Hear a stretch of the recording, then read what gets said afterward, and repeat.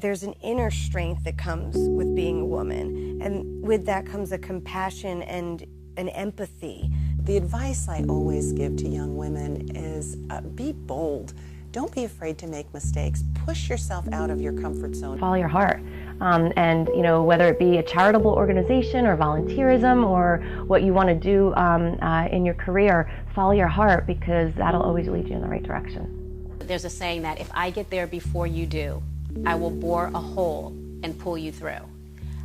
I feel like I have to pull others through. The conversations that we have are important to young people so that these conversations help them to focus on their own destinies. I think it's important that we all think about volunteering a little bit, because it really does make a difference in all of our communities. So I grew up in Mahwah. My mom instilled this belief that you believe in your own goodness and it'll come out, and believe in other people's goodness, because without that, there's nothing. So I've worked for Ensera Supermarkets for about 3.5 to 4 years. We are a family-run business. My dad approached me and he said, "Do you want to come work for me?" And I said, "No."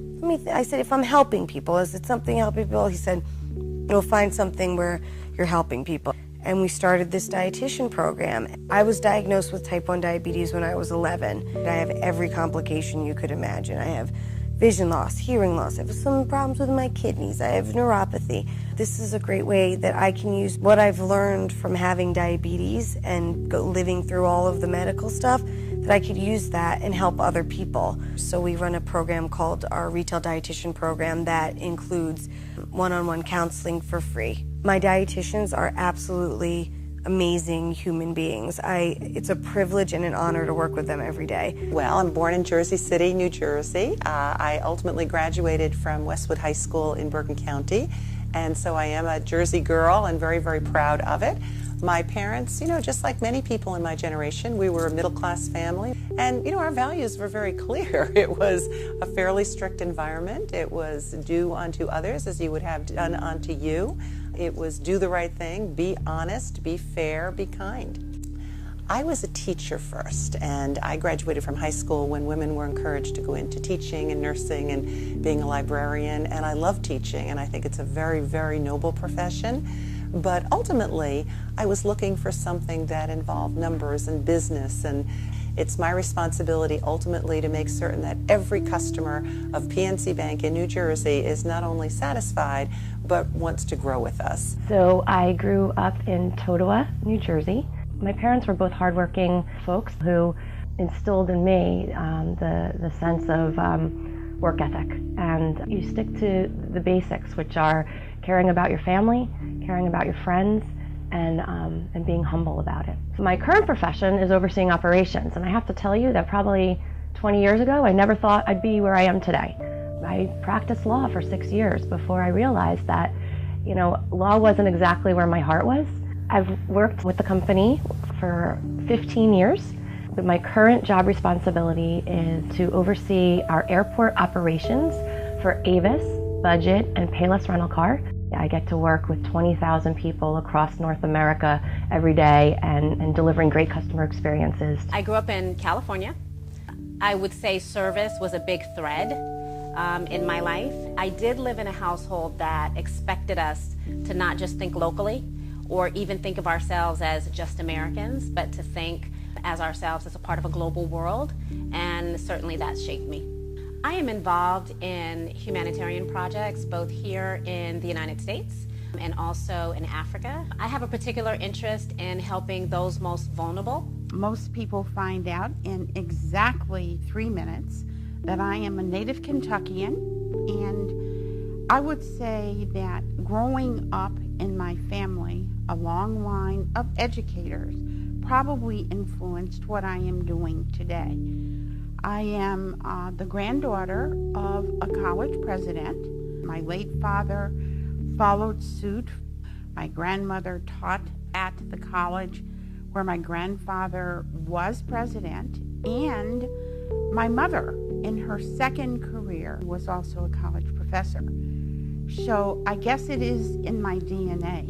In 1976, I came for the purpose of joining the faculty and my background is in educational psychology, and I had the privilege of founding the Child Development Center on this campus.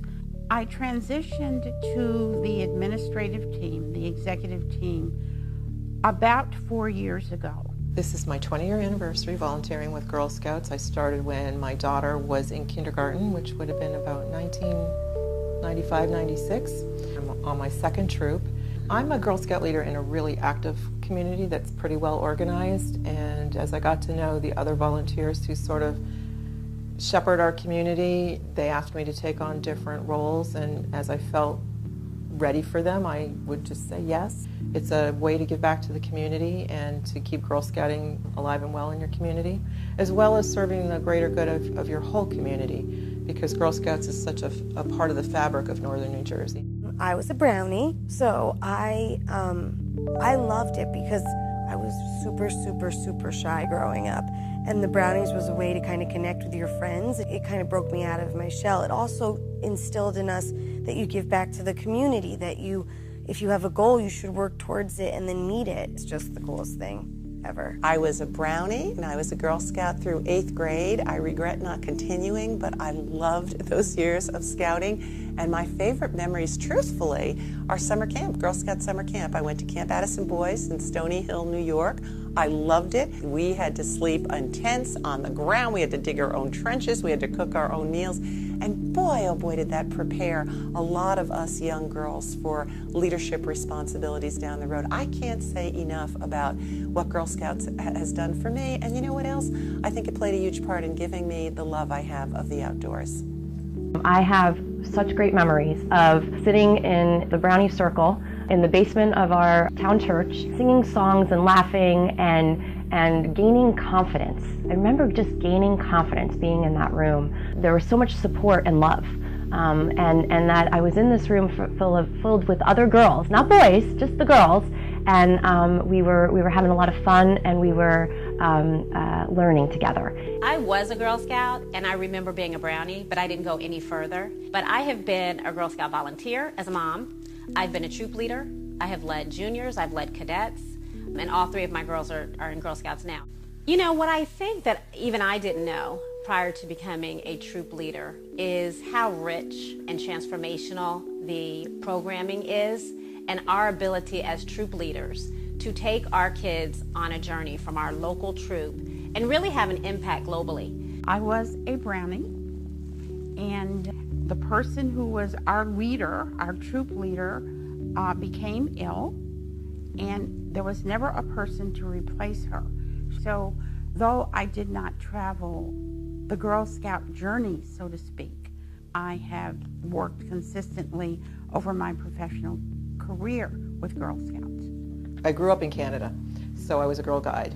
So I had great memories of hiking the Niagara Escarpment and camping. I did a wilderness camp.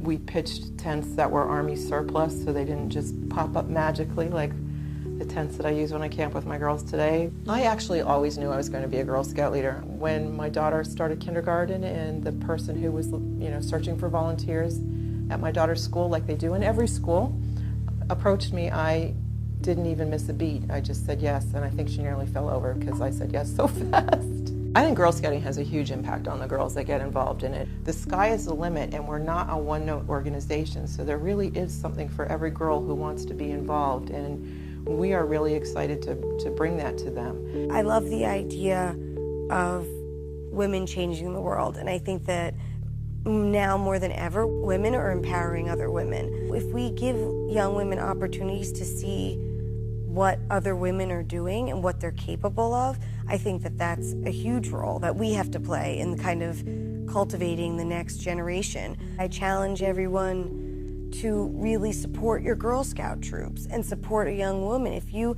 are in a business or are doing something exciting and fun, invite a young woman or a Girl Scout troop to come see what you're doing.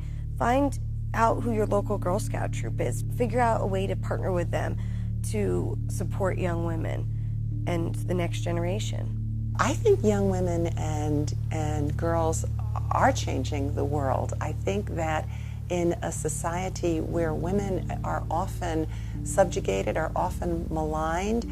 We've got young women who are bravely stepping out and doing the right thing. You know, they say if you want to gauge the economic health of a country, look at how that country treats its women. And I love the courage I'm seeing with young women who are raising their hands and stepping up and saying that we're not going to be discounted. We're not going to be second-class citizens. I think it's a wonderful thing, and boy, I'll tell you, I admire their bravery. I think one of the best pieces of advice that I ever received and what I would want to pass down is the ability to be resilient. You're going to be faced with lots of obstacles throughout life, and they will be related to schoolwork, they will be related to your profession, and they will be related to life.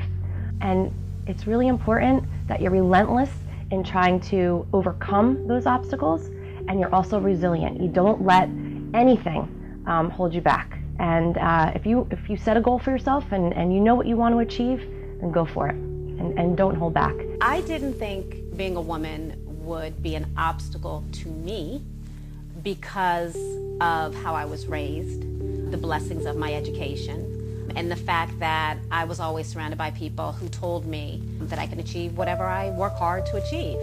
I am 100%, however, cognizant that the majority of girls in the world don't have that, and how important it is for me to play my part and do my role to ensure that girls everywhere feel confident in who they are.